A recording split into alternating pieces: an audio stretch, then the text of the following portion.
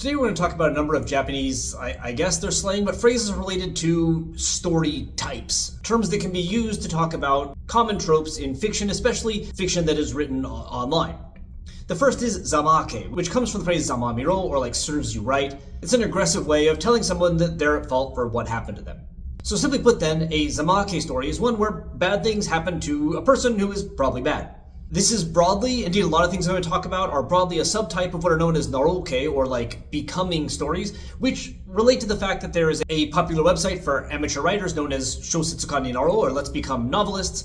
And while this naroke can sometimes refer to just anything from this site, or that gives vibes from this site, it also is broadly developed into a term that is used for stories written online, especially isekai stories, or stories where people change, the kind of life that they're in. There are people that argue for very distinct differences between all these terms. For instance, this post, someone saying that to become a naroke, the person cannot return from the isekai, but let's put that aside for now.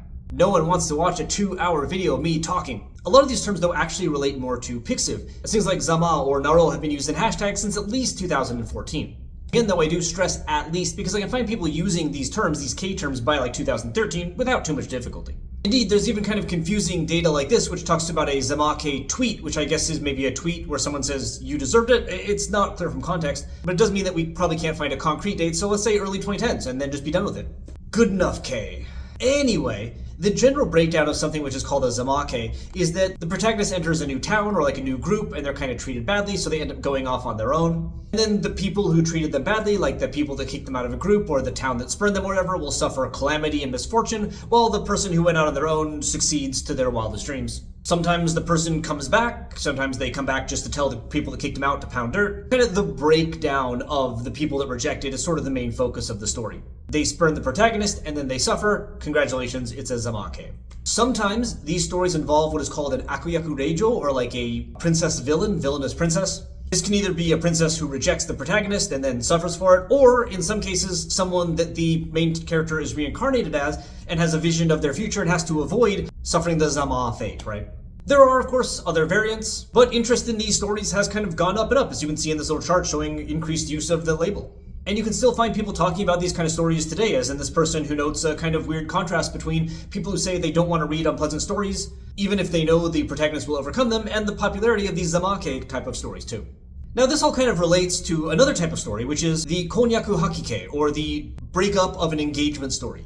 These often relate to the akureijo that we talked about earlier, and are indeed sometimes said to have started as a subgenre of them. But as this engagement break story kind of evolved, it departed from this link and developed its own identity. These kinds of stories, for instance, can involve ones where the protagonist is just fine, they're a good person, but they find out that their partner is evil, resulting in the relationship falling apart. In some cases, they're like a subtype of Zama stories, as in someone is broken up with, and then they go on to be happy while their partner falls to ruin. But, and I have read none of these, so please don't ask for a plot summary, you can see titles like I'm the villainess, so I'm taming the final boss, or the villainess enjoys a carefree life married to her worst enemy, or getting the engagement cancelled is the goal, which I feel is a bit meta, all being ones that are labeled under this kyakuhak.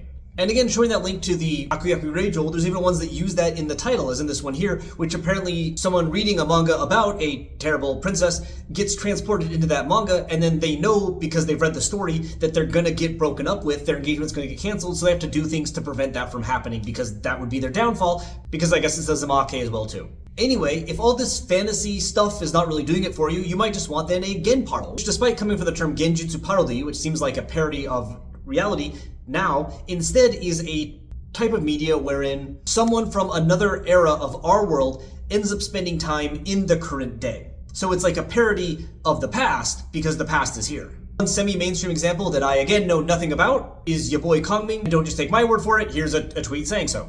This might actually be the oldest of the terms that we have talked about today though, as I can find uses going back to 2008. I can't explain this tweet because I don't know what abakosu is, but this person wants to draw or write something where that person or thing is here now.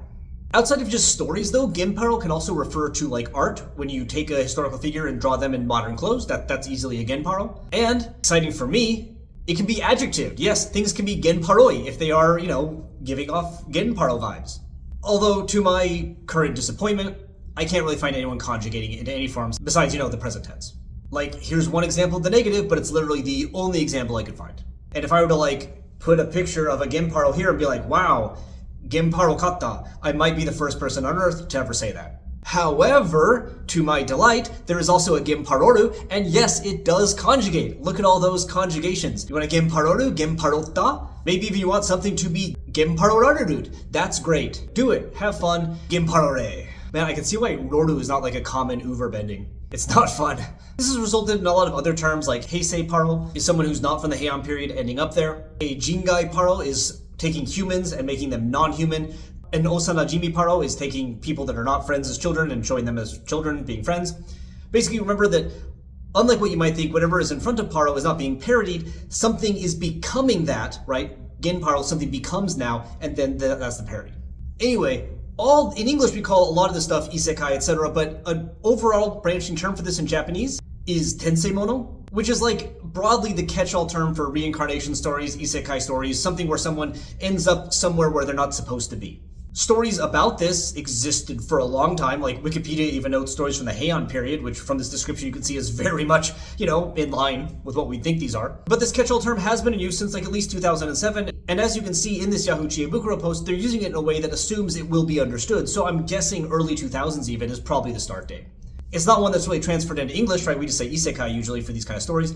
Hey bro, why are you so worried about like what would happen if you went to an isekai, bro? Why are you spending your time on that? Shouldn't you be thinking about making this world an isekai, bro? It's a useful one to know if you like reading those kinds of stories. Although do note that Chiebukuro post uses hiragana for mono, and nowadays it's more common to have it in katakana. Although both, do exist.